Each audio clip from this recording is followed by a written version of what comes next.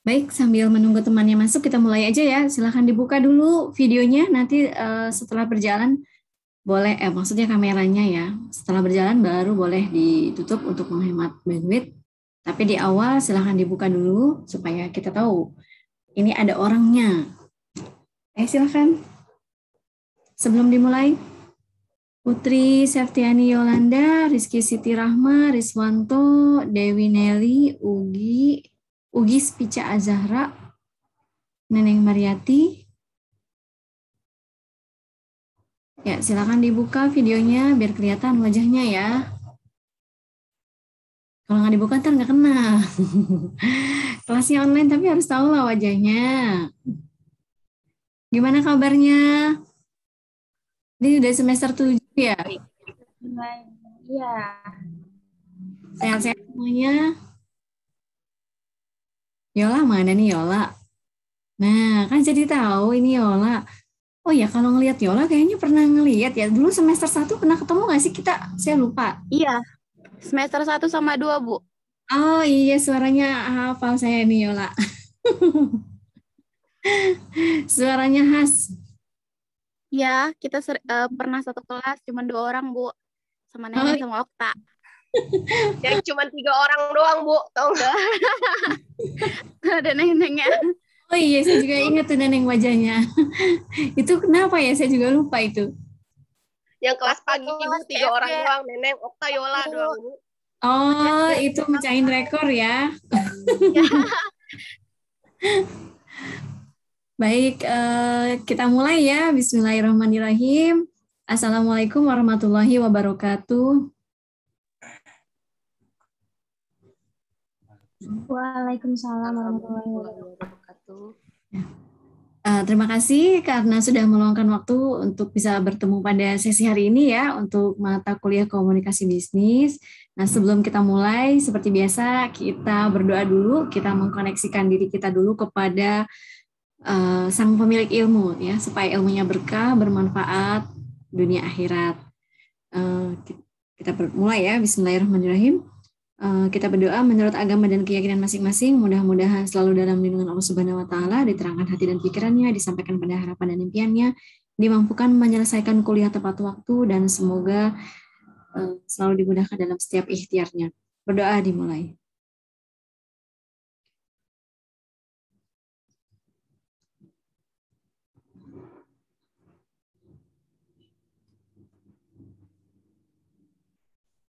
Berdoa selesai. Terima kasih. Nah, ini yang Riswanto, Reza, Rio, Roswa atau Rozwa nih. Ini wajahnya nggak dibuka, kenapa nih?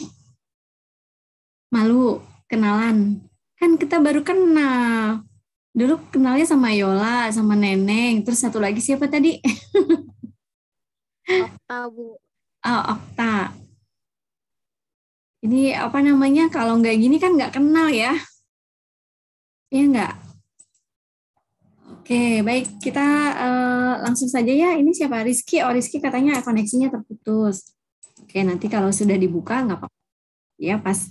Yang penting menyimak ya. Oke, kita langsung mulai saja ya. Nah, kita masuk di sesi pertama ini sekarang. Gimana kabarnya semua? Sehat ya? Tadi sudah dibuka dengan doa, mudah-mudahan ilmunya bermanfaat dan ilmu kita sekarang, materi kita sekarang mengenai komunikasi. Nah, kita masuk di sesi 1, yaitu pengantar ilmu komunikasi. Nah, selama kalian ngobrol-ngobrol sama teman itu namanya apa ya? Saya mau ini dulu, overview dulu. Ngobrol-ngobrol sama teman. Nah, sesi kita yang sebelumnya, sebenarnya kita ada sesi sebelumnya kan. Nah, itu kita sudah mulai menjalin komunikasi, ya enggak? Saya sama teman saya ngegosip misalkan, atau Neneng Mariati sama Yola lagi ngegosip. Nah, itu bagian dari komunikasi bukan? Komunikasi, Bu. Iya, komunikasi juga ya. Oke, nah sebagai makhluk sosial, manusia tidak bisa tidak berkomunikasi. Komunikasi adalah hal terbesar yang dilakukan manusia dalam kehidupannya. Ya enggak? Ada contoh tadi, walaupun bergosip, maaf ini ya, ini contoh ya. Ya tetap saja itu namanya komunikasi. Baik komunikasi dengan diri sendiri maupun melalui media. Terlebih zaman sekarang, komunikasi itu bisa pakai teknologi informasi, ya nggak? Misalkan WA, ya kan? Atau ada yang masih pakai Skype nggak? Udah nggak ada kali ya. Sekarang Zoom ya, atau video call dengan WA. Komunikasi terjadi tanpa batas, tanpa sekat, dan semua orang bisa terlibat di dalamnya. Hal ini menunjukkan bahwa komunikasi memang sangat penting dalam kehidupan manusia. Lalu apa sih komunikasi itu? Nah, komunikasi itu merujuk pada terjadinya satu proses yang dilakukan oleh manusia dalam rangka memberikan respon terhadap perilaku ataupun lambang yang dilakukan oleh manusia lainnya. Nah, tujuannya apa? Untuk memberikan pengertian yang sama, ya enggak? Tujuannya Neneng sama siapa tadi, Yola misalkan, bergosip itu sebenarnya apa sih? Mencapai kesepahaman, ya, mencapai kesepahaman mengenai sesuatu yang dibicarakan, ya enggak? Kan kalau walaupun misalkan bergosip, misalkan ngobrolnya, ya ini kan sekedar hiburan ya, bergosip untuk menghibur diri ceritanya ya. Kalau nyambung kan asik ya, tapi kalau tidak sepaham, kamu ngomongin itu nggak mau gitu kan kalau nggak sepaham nggak mau ya, tidak berlanjut ya nggak. Sampai sini bisa nyambung nggak nih apa yang saya sampaikan? Ya, Bu. Ya, nah, jadi materi kita hari ini itu akan membahas terkait dasar komunikasi, ruang lingkup ilmu komunikasi, model-modelnya, jenis-jenis komunikasi dari periklanan, kemudian hambatan dan manfaat dari komunikasi.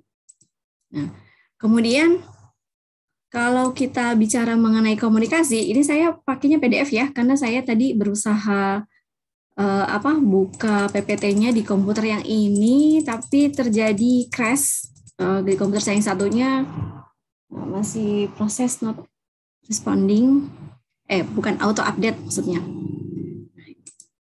Jadi saya pakainya PDF, nggak apa-apa ya, mudah-mudahan tetap bisa dipahami. Oke, nah berikutnya, berkomunikasi tidaklah sulit, ya kan? Kita hanya harus mengungkapkannya, bukan kata dan bahasa yang tepat, dalam waktu dan tempat yang tepat, dan pada pendengar yang tepat. Nah, jadi komunikasi itu salah satu pakar menyatakan itu adalah who says what to whom in which channel with what effect. Jadi ini adalah terkait dengan bagaimana menyampaikan sesuatu dari si pemberi si pemberi pesan kepada si penerima pesan. Jadi bukan hanya sekedar itu, tetapi juga what effect. Jadi akan menciptakan sebuah efek. Efek apa sih dari komunikasi ini? Jadi seperti contoh tadi, Yola sama Neneng, ini maaf ya, Yola sama Neneng yang dijadikan contoh, bercengkrama. Nah, kalau bahasa yang tadi kan misalkan walaupun bercengkramanya cuma ngegosip aja, artis yang di sana itu kemarin katanya ada di mall lo ketemu, nah itu kan. Nah, tetapi efeknya apa sih?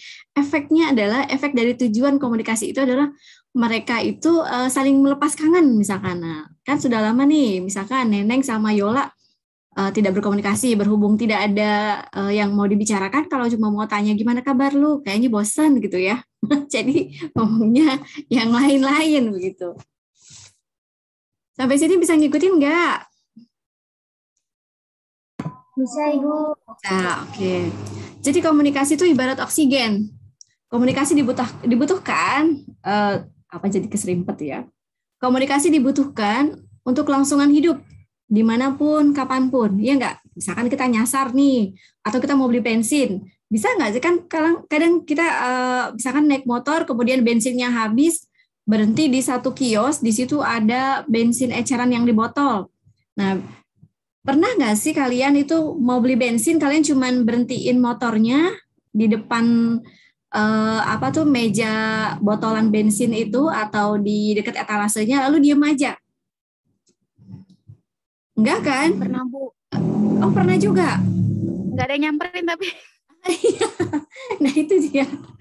Ya, jadi kita harus belajar atau kita harus berkomunikasi ya, dimanapun, kapanpun, dan secara spontan, tidak terasa juga kita sudah melakukan itu sebenarnya. Ya, Jadi tidak ada manusia yang tidak sanggup untuk tidak berkomunikasi. Ya, contoh ya seperti tadi ya, kalau misalkan mau beli bensin, coba deh saya minjem dulu deh, saya mau praktek ini sehari ini saya tidak berkomunikasi gitu. Aja kita akan kesulitan karena komunikasi itu sebenarnya tidak terbatas hanya pada lisan atau tulisan, tetapi ada juga komunikasi nonverbal. Nanti diungkap di setelah ini ya. Sadar atau tidak sadar, komunikasi selalu dilakukan ya setiap hari. Kemudian berikutnya, berangkat dari pengertian komunikasi sekarang. Istilah komunikasi dalam bahasa Inggris ini adalah communication, berasal dari kata Latin communicatio dan bersumber dari kata komunis yang berarti sama. Nah, sama di sini maksudnya adalah sama maknanya.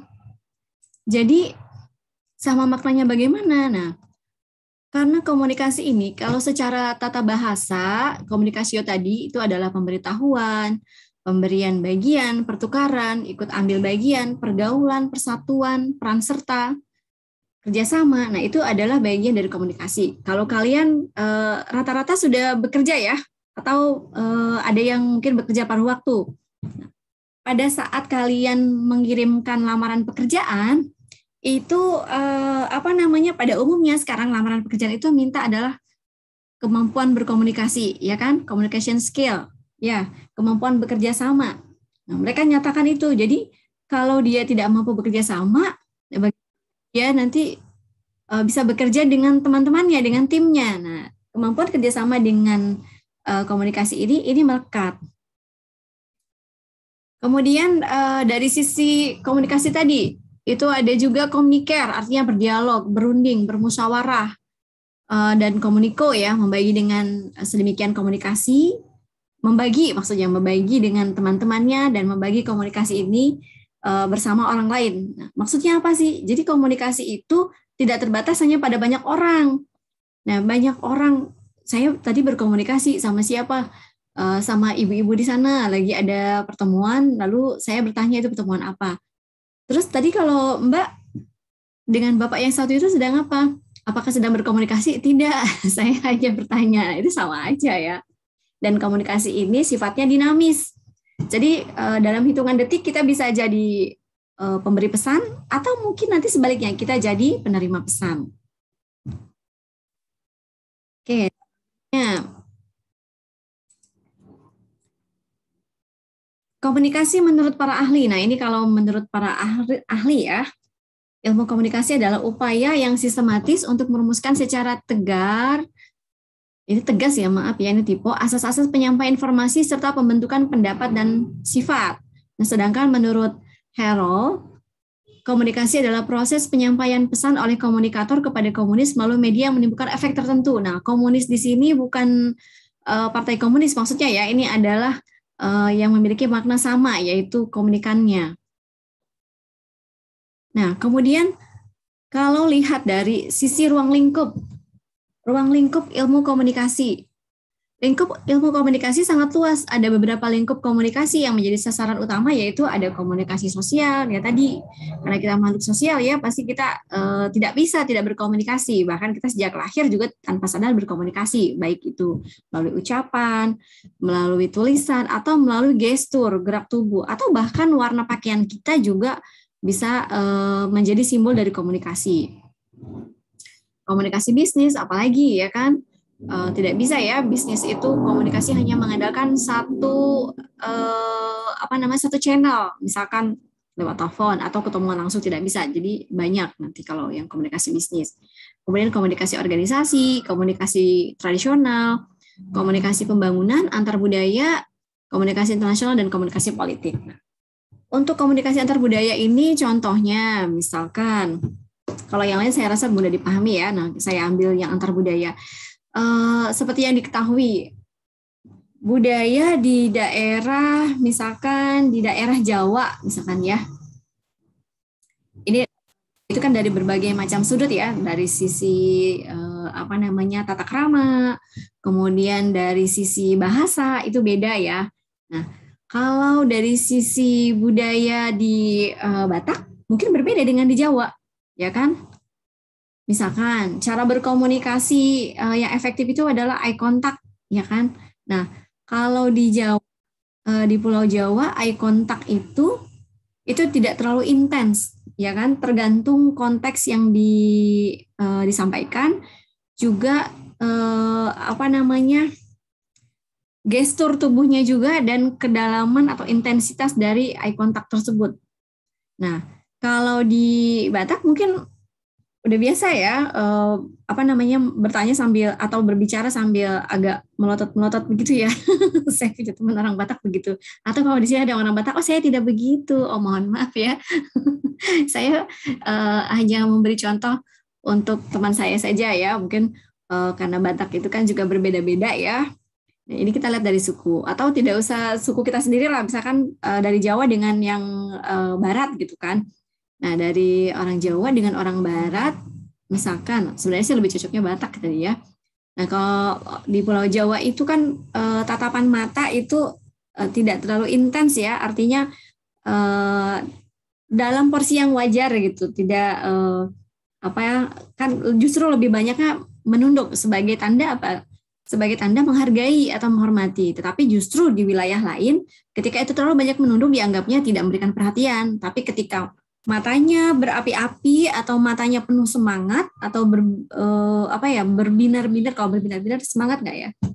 Semangat tapi masih bling-bling ya itu menunjukkan perhatian. Nah, itu kan ada perbedaan makna. Kemudian contoh lain misalkan cara bersalaman. Nah, cara bersalaman di Jepang itu kan dia dengan membungkuk, ya enggak? Dengan membungkuk, kemudian salaman dengan budaya di Indonesia itu misalkan kebanyakan seperti ini, ya enggak? Atau di Barat misalkan dia bersalaman seperti biasa, jabat tangan, ya. Ketika mereka menerapkan cara bersalaman yang berbeda, itu sudah menunjukkan komunikasi dalam bentuk greeting yang berbeda, ya kan? Ada yang bersalaman, yang satu salaman, yang satu membungkuk. Nah, sampai sini bisa dipahami tidak? Jadi, alhamdulillah. Semua bidang tersebut membutuhkan komunikasi yang baik agar dapat menarik perhatian setiap orang. Nah, terkait dengan komunikasi ini, komunikasi dilakukan dengan berbagai alasan dan latar belakang. Nah, tadi contohnya, ya, sudah saya sampaikan, kepentingan serta tujuan, namun juga tidak selalu sesuai dengan keinginan. Misalkan tadi yang satu berharap agar misalkan ya ada dua orang sahabat dengan latar belakang yang berbeda. Nah, yang satu berharap temannya ini itu menunjukkan antusiasme dengan eye contact yang kuat gitu. Tapi di sisi lain karena latar belakang yang berbeda tadi, justru dia merasa kalau eye contact yang kuat itu dianggap tidak sopan gitu. Justru sopan santun menurut adab budayanya itu adalah sedikit merunduk begitu ya. Nah, komunikasi memang tidak selalu sesuai dengan keinginan ya. Tidak selalu juga berjalan seperti yang diharapkan dan tidak selalu dapat diterima oleh pihak yang diajak berkomunikasi. Nah, atas berbagai pertimbangan itu, maka komunikasi perlu dipelajari. Nah, contohnya ini, supaya kita tidak salah merespon. Terutama manusia sebagai makhluk sosial, kita kan selalu punya rasa ingin tahu ya di sekitarnya. Komunikasi menjadi kebutuhan fundamental bagi kehidupan masyarakat. Dan memang saat ini juga karena ini sudah jadi kebutuhan fundamental, sudah merebak kan public speaking di mana-mana. Nah, siapa yang udah pernah ikut public speaking? Ada yang sudah pernah ikutan public speaking? Dewi, Bu. Siapa? Dewi Nelly. Dewi Nelly.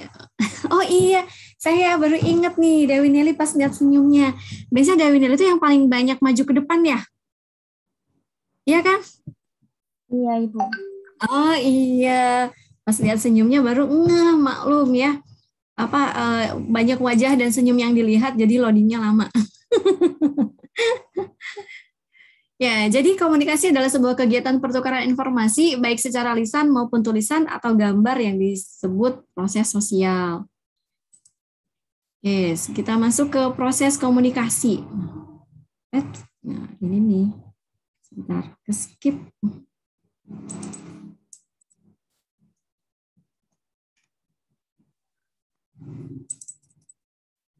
Nah, kita masuk ke unsur komunikasi ya. Tadi kita sudah di tadi ke skip ya, maaf. Kita masuk di unsur komunikasi. Nah, unsur-unsur komunikasi yang ada apa saja di sini? Nah, tadi sudah disinggung unsur-unsur komunikasi sebenarnya. Yaitu di sini ada channelnya, ada sumber ya, sumbernya ini sebagai sumber dari messengernya. Jadi si pemberi pesan, kemudian ada receivernya, ada penerima, ada pesan, isi pesannya, ada channelnya. Nah, channelnya ini media seperti misalkan mic-nya atau lingkungan pengantarnya, kemudian ada feedback di dalamnya. Nah, dari unsur-unsur komunikasi ini merupakan bagian penting yang membuat komunikasi dapat berlangsung. Jadi, dengan mengerti dan memahami komponen dari komunikasi, jadi unsur ini dengan bahasa lain komponen ya. Jadi kalau misalkan nanti ketemu kalau unsur sama komponen sama nggak ya? Sama ya. Komponen komunikasi kita dapat memprediksikan dan merencanakan sebuah kegiatan komunikasi. Nah, masing-masing itu saling mempengaruhi ya. Seperti tadi yang saya jelaskan, dalam hitungan detik kita bisa berubah posisi dari pemberi pesan menjadi penerima pesan. Jadi ini dinamis sekali. Apabila ada komponen yang terganggu atau mengalami hambatan, maka proses komunikasi akan terganggu. Dan komunikasi menjadi tidak efektif dan tidak akan menghasilkan dampak atau tujuan yang diharapkan. Karena tadi sebenarnya apa sih komunikasi? Tadi kita kan sudah tahu ya komunikasi itu. Kita ngobrol-ngobrol aja komunikasi. Kita teleponan komunikasi. Kita tatap-tatapan juga komunikasi. Walaupun kita diem-dieman tapi saling menatap gitu. Pernah ikut lomba menatap enggak? Udah pernah belum ikut lomba menatap? Enggak, Bu. Takut baper, Bu. Takut baper. Suara hati, Bu. Yang ngomong suara hati. Nah, sebenarnya dalam lomba menatap itu, itu mengandung makna ya. Jadi kalau dalam lombanya dibawa baper tadi, itu bisa kalah duluan. Iya nggak? Makanya nggak ikutan, Bu. Iya. Gak apa-apa, Bu. Biar dapat jodoh. Iya, hati-hati memang dari lomba tatap, itu kan lomba menatap itu kan supaya nggak kedip ya siapa yang menang sebenarnya. Tetapi kalau pakai perasaan, nanti matanya berubah gitu loh, cara menatapnya. Ada warna love-nya ya, Bu. Iya, betul. Ada simbol love di situ. Oke. Nah, kalau tadi di lomba itu kan komunikasi yang tidak memberikan makna ya kan? Karena yang tadi disampaikan, who says what, to whom, in which channel. Jadi siapa yang mengatakan apa dalam channelnya apa, with what effect, dengan efek yang ada. Dengan efek yang ada. Nah, jadi kalau di lomba tatap-tatapan tadi kan tidak terjadi proses komunikasi ya, karena itu lomba. Tidak ada efeknya, karena tujuannya ya memang cuma untuk asik-asikan. Nah, beda lagi kalau tatapannya itu memiliki makna, ya kan? Ada efek yang terjadi, yaitu tadi, sehingga baper gitu kan. Oke, kita lanjut ya. Kemudian kapan komunikasi terbentuk? Sebenarnya tidak ada data yang jelas, karena meskipun sejak lahir manusia sudah melakukan komunikasi. Nah, baik itu melalui tangisan, bayi kan nangis ya, atau misalkan ketika dia tidak ingin menangis, gelisah, gesturnya, nah itu juga bagian dari komunikasi. Komunikasi terus berkembang dengan kemajuan teknologi dan peradaban. Ya, komunikasi, pernah juga kan komunikasi, pernah lihat nggak orang lain yang berkomunikasi dengan jam tangannya? Nah, orang yang belum update informasi mungkin dikiranya loh ngapain dia ngomong sama jam tangan, karena jam tangannya sudah bisa jadi alat komunikasi.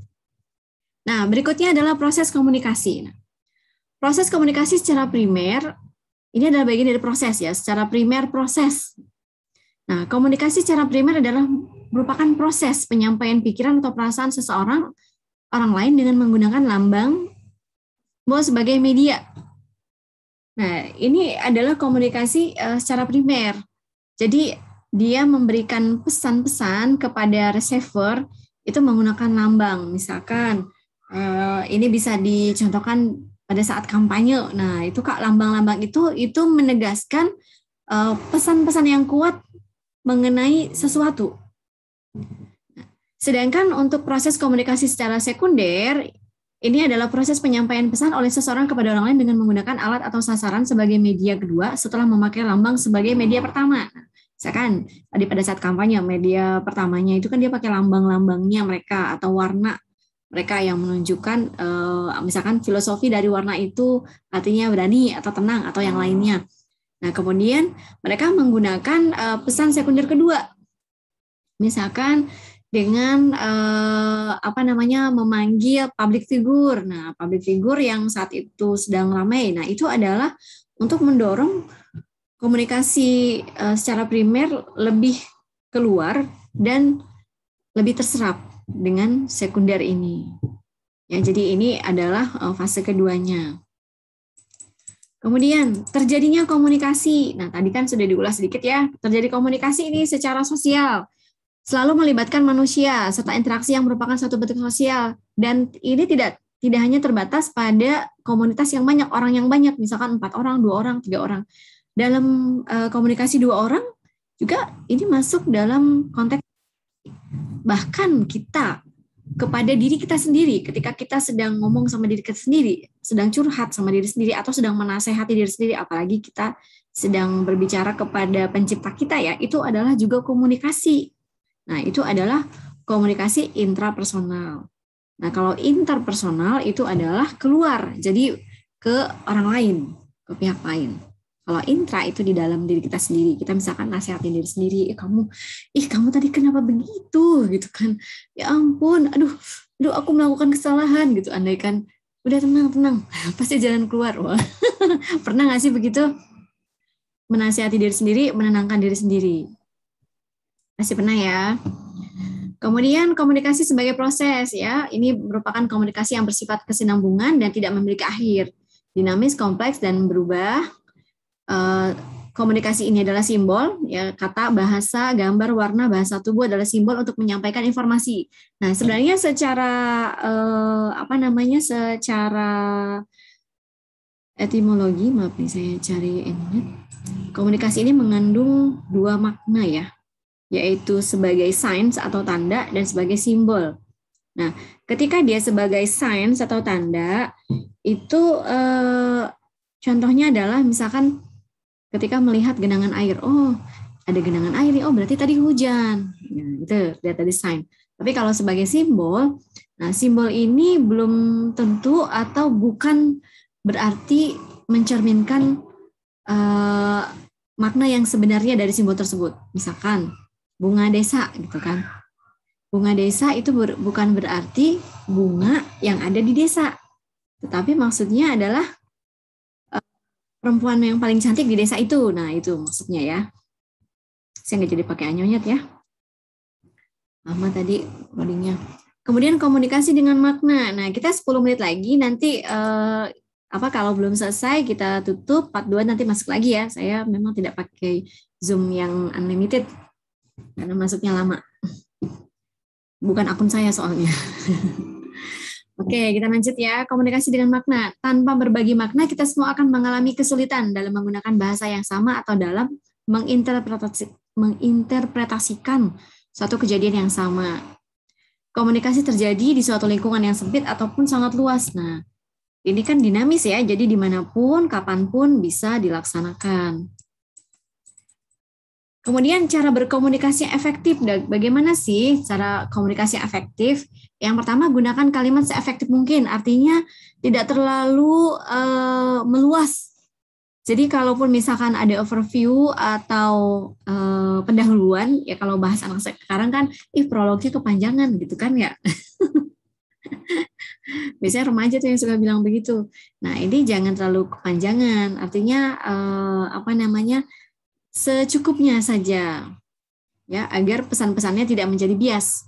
Jadi tidak menjadi bias itu tidak justru pudar, maunya menangkap yang itu malah kemana-mana gitu.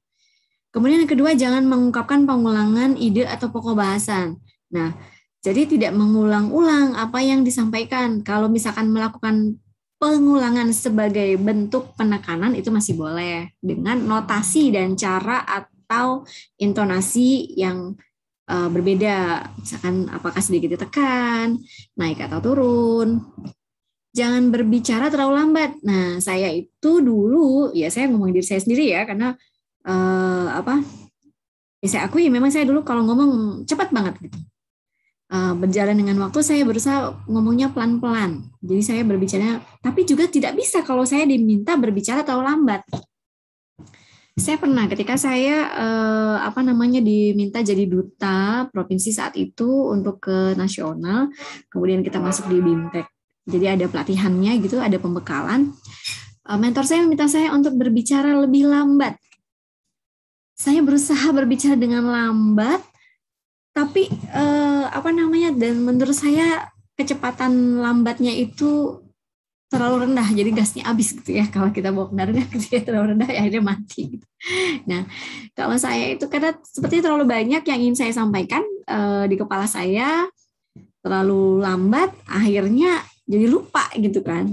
Jadi setiap orang memiliki kecepatan dan ritme yang berbeda, jadi sesuaikanlah dengan diri Anda. Tidak terlalu cepat, tidak terlalu lambat, dan Anda memposisikan bagaimana orang bisa merespon dan menerima semua itu dengan baik. Gitu ya. Jadi jangan terlalu lambat juga. Karena terlalu lambat orang jadi boring gitu kan. Kemudian hindari gumaman yang terlalu sering. Nah, misalkan gini. Contoh, pernah nggak ada yang ngomong gini? Saya ambil contoh ya, misalkan baiklah pemirsa, jadi gimana? Selanjutnya adalah kalau menurut Anda posisinya adalah bagaimana ya? Jadi dia terlalu banyak gitu. Kalaupun misalkan kalimatnya nyambung tapi nya terlalu banyak juga tidak tepat ya. Jadi kalau misalkan mau itu karena memang terpaksa gitu, sebagai jeda itu masih diperkenankan ya, selama itu masih wajar. Tapi yang tidak diperkenankan adalah yang terlalu sering. Nah, kalau bisa memang dihindari. Jadi dari beberapa kelas public speaking yang saya ikut, memang itu sebaiknya dihindari. Nah, kalau tidak bisa dihindari, usahakan porsinya sesuai gitu. Jadi kita minimalisir.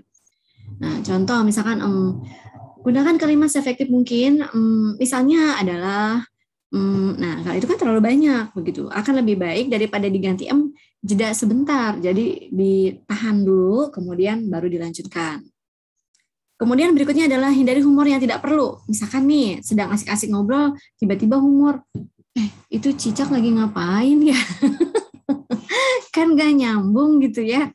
Kalau humornya masih nyambung sih masih mending ya, tapi kalau gak nyambung kan, apalagi anak muda ya, garing gitu kan. Oh ya, kalian di semester 7 merasa masih muda atau merasa sudah ini? Kalau jiwa Masih muda. Oh iya, bagus lah. Jangan sampai jadi anak muda yang merasa tua ya.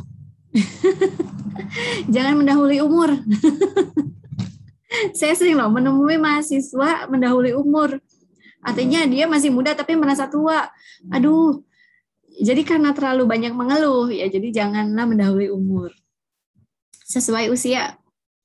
Kita lanjut ya, fungsi komunikasi. Nah, tadi fungsi informasi. Tadi sudah dipaparkan di depan, sudah disinggung sedikit fungsi informasi. Komunikasi ini berperan sebagai fungsi informasi. Contohnya apa? Contohnya ketika misalkan kita melihat berita di televisi atau membaca buku. Nah, ini kan ada informasi-informasi yang tersampaikan. Ada perluasan wawasan atau pengetahuan. Disitulah letak fungsi dari komunikasi. Kemudian fungsi ekspresi. Nah, fungsi ekspresi, ada orang yang mengekspresikan perasaannya walaupun tidak diucapkan, tetapi dengan mimik. Atau kalau misalkan komunikasinya melalui WhatsApp, bisa misalkan ada yang bertanya nih, contoh saya kemarin ada yang bertanya mengenai nilai misalkan. Ibu saya mau tanya nilainya bagaimana ini, cara nilai kelompok sama individu. Nah, saya sampaikan nanti nilai individu dan kelompok tergantung soal yang diberikan, apakah itu untuk individu atau cara ngitungnya gimana, misalkan A dan B. Maksudnya saya, itu kan bukan sesuatu yang bisa dibicarakan dengan simpel melalui chat dan sudah dijelaskan juga di ruang kelas. Sehingga saya memberikan emotikon sabar gitu loh. Dan akhirnya setelah saya berikan emotikon sabar, suster yang pernah nggak dapat emoticon gitu, suster tulisannya sabar gitu. Nah, terus mahasiswanya baru sadar lawan bicara saya ya, maksudnya receivernya baru baru paham. Oh iya ibu, saya paham ya. Karena TikTok kan untuk hal yang sama cukup lama begitu. Nah, itu fungsi ekspresi. Kemudian self control. Nah, ini adalah fungsi kontrol. Jadi contoh dengan adanya komunikasi, karena komunikasi itu ada dua hal yang dalam komunikasi terjadi. Yang pertama tadi dinamis ya, sudah saya sampaikan. Yang kedua, komunikasi itu tidak dapat diulang dan tidak dapat diubah. Itu. Kenapa? Sesuatu yang sudah tersampaikan tidak bisa ditarik. Makanya sering dengarkan kita pikirkan apa yang ingin kita sampaikan. Karena apa yang sudah kita lontarkan itu sulit untuk dihapus atau direvisi ya. Jadi oleh sebab itu fungsi komunikasi di sini adalah sebagai self control. Kita mengontrol diri kita sendiri. Nah, jadi pernah dengar tidak